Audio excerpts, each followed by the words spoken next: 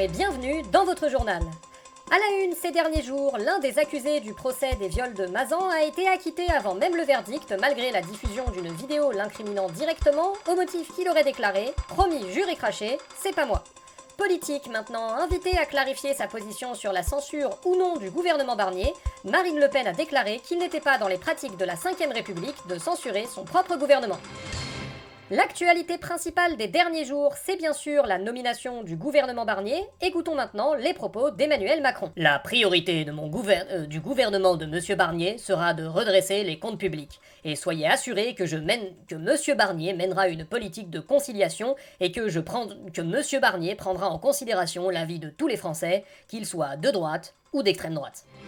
Économie maintenant, s'il y a une frange de la société française qui se réjouit de la nomination du gouvernement Barnier, c'est bien le grand patronat. Jean-Michel Financier, vous êtes le président du MEDEF, que pensez-vous de ce gouvernement ? On l'a échappé belle. Pendant quelques semaines, on a cru que la gauche allait arriver au pouvoir, et finalement le gouvernement a jamais été autant de notre côté. Mais il y a bien une personnalité de gauche au gouvernement, Didier Migaud.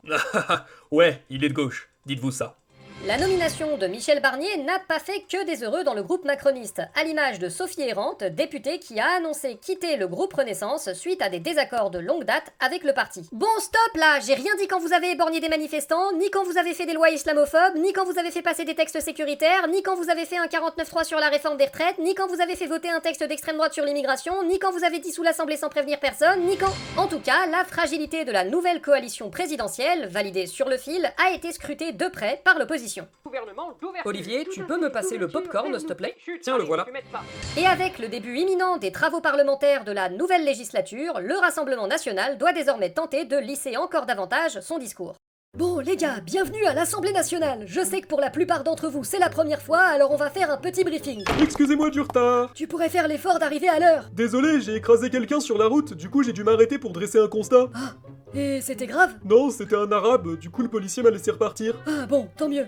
Du coup, première règle, pas de discrimination et pas de propos racistes. Mais pourquoi ? Les gens ils votent pour nous pour ça, non ? Oui, et du coup eux ils le savent déjà, donc c'est bon. Mais c'est pas eux qui vont nous regarder à l'Assemblée, c'est les autres. Et l'idée c'est de convaincre tous les vieux de droite qu'on est devenus fréquentables. Ça veut dire qu'on peut pas ramener les barres de fer en séance ? Voilà, par exemple, ça à éviter. On peut au moins tabasser les députés noirs. Mais non, justement, t'as rien compris ou quoi ? Même pas les juifs. Mais non, surtout pas les juifs, on essaie de les draguer en plus. On drague les juifs ? Vraiment ? À la limite, draguer une juive, je veux bien, mais un juif ? Non, mais c'est pas ce que je voulais dire. Bon, bref. Mais on les déteste les juifs ou pas du coup ? Bref, c'est de la stratégie, cherchez pas à comprendre. Donc je disais, pas de propos racistes. Mais... Ta gueule, pas de propos racistes. Et si vous voulez proposer une loi, vous commencez par me demander. Par exemple, une loi pour instaurer la préférence raciale ? On dit nationale. Ah bon ? C'est quoi la différence ? Bah, y en a pas vraiment, mais ça passe mieux. Du coup, vous me demandez avant, ça évitera ce genre de problème. D'une manière générale, le tout, c'est la discrétion. Vous laissez Sébastien et moi gérer et vous fermez vos gueules le plus possible. Et pour mon idée de mettre des laxatifs dans les verres des députés LFI pour les faire péter pendant les séances ? Bonne idée, je garde ça pour plus tard. Bon, vous avez tous compris ? Oui ! Heil Hitler ! Bordel, Didier ! Pour notre entretien du jour, nous recevons la nouvelle ministre de l'Éducation nationale... Alors, attendez. Anne Jante. La nouvelle ministre de l'Éducation nationale, Anne Jante. Anne Jante, bonjour. Bonjour. Alors, Anne Jante, on vient de vous découvrir. Est-ce que vous pouvez nous expliquer quelles sont vos qualifications qui vous ont permis d'être nommée à ce poste d'importance ? Eh bien, le mieux, c'est que je vous montre mon CV. Tenez, regardez. Mais c'est une feuille blanche. Ah, pour l'instant, mais d'ici 2 mois, on pourra mettre que j'étais ministre de l'Éducation nationale, c'est pas rien. Je vois. Et du coup, quelle est la politique que vous comptez mener ? Eh bien, c'est très simple, ma politique... s'inscrira dans la continuité de celle de mes prédécesseurs. C'est-à-dire ? Je sais pas, y avait que ça de marqué. Ils faisaient quoi, mes prédécesseurs ? Eh bien, c'est à vous de le savoir, non ? J'imagine qu'ils s'occupaient de gérer les Français expatriés ? Mais quel rapport avec le ministère de l'Éducation nationale ? Ah oui, pardon, c'est vrai que je suis ministre de l'Éducation nationale. Et ben voilà, ils éduquaient la nation.